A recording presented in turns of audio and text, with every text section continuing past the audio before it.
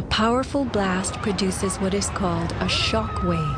Explosions generate extremely high compressional waves that exceed the limits of surrounding air and space, creating a violent force. When the debris started coming down, I was right in the shadow of the South Tower. I was less than 100 yards away. Everybody saw the video over and over again of that cloud chasing people down the street. It was like a tornado. It was like being hit by a wave at the beach. But the wave was intense, it was hot, it was noisy. It was like getting hit in the back by gravel. Rocks, like somebody had picked up handfuls of rocks and was just throwing them at you. And the noise kept coming and coming. And one second I was running, and the next second I was flying. I was just, I had no control over my feet, no choice as to what direction I was going. I was in the air, and it seemed like I was being followed by this tornado. This tornado of darkness.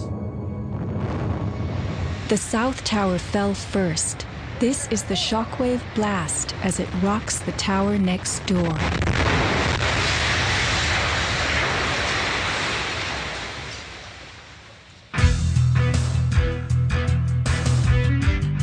As the buildings fell, they darkened Manhattan, filling the air with billowing clouds of dust and ash.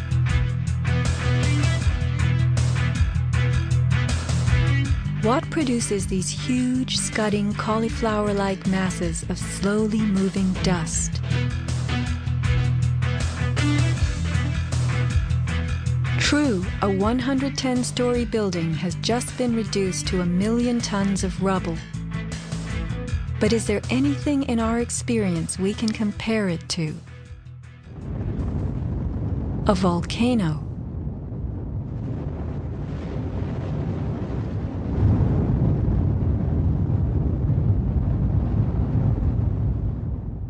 The U.S. Geological Survey website provides us with a definition of a pyroclastic flow as a ground-hugging avalanche of hot gas and debris. The rising gas chimney is clearly visible in this photo of the North Tower implosion with pyroclastic flows between buildings. The cauliflower shape of the debris clouds is a telltale sign of pyroclastic flows generated by massive explosions typical of volcanic eruptions and controlled demolitions. That is the second building that has gone down. A pyroclastic surge can even flow over water as hot gases carry dust created by explosive energy.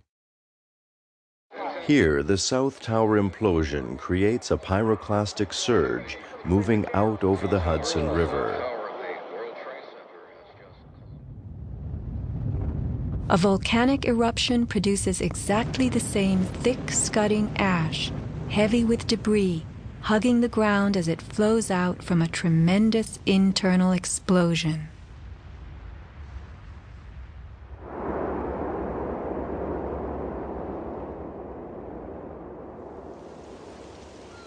On the southern tip of Manhattan, surrounded by water, huge retaining walls were built below the World Trade Center to hold back the ocean and Hudson River. The bathtub, as it was called, held 7 levels of parking garages, maintenance rooms, and the New Jersey Path train station. After September 11th, the 3-foot-thick slurry walls were found to have shifted up to 18 inches inward. These walls are coming in. These walls hold back the river. So if these walls cave in, this place is going to get flooded out by the river. Let's think about this. A pancake collapse should have left the foundations in place. They had always borne the weight of 110 floors, but something happened in the sub-basements to disrupt them. All the collapse had gone down to track level, so we had 60, 70 feet of wall, totally unsupported. What kind of force could have dislodged so many stories deep underground?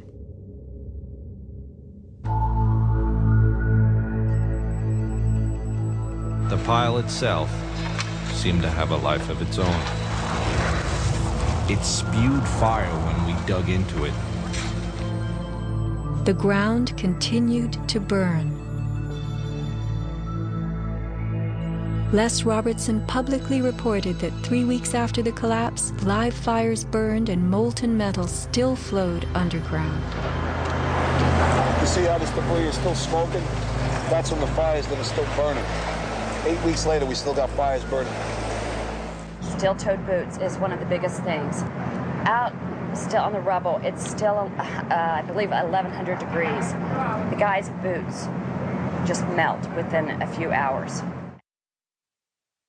In November 2005, physics professor Stephen Jones of Brigham Young University published a 25-page treatise on the collapse of the Twin Towers and Building 7, applying the laws of physics to the official story. From an interview on MSNBC. As we read in the FEMA report, it says here, and I put this in my paper, of course, the best hypothesis, which is the only one they looked at, fire, has only a low probability of occurrence.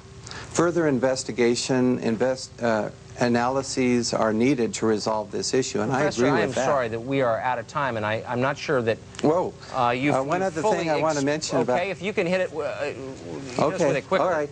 Okay, here we go. Molten metal in the basements of all 3 buildings. Right. And yet all scientists now reasonably agree that the fires were not sufficiently hot to melt the steel. So what is this molten metal?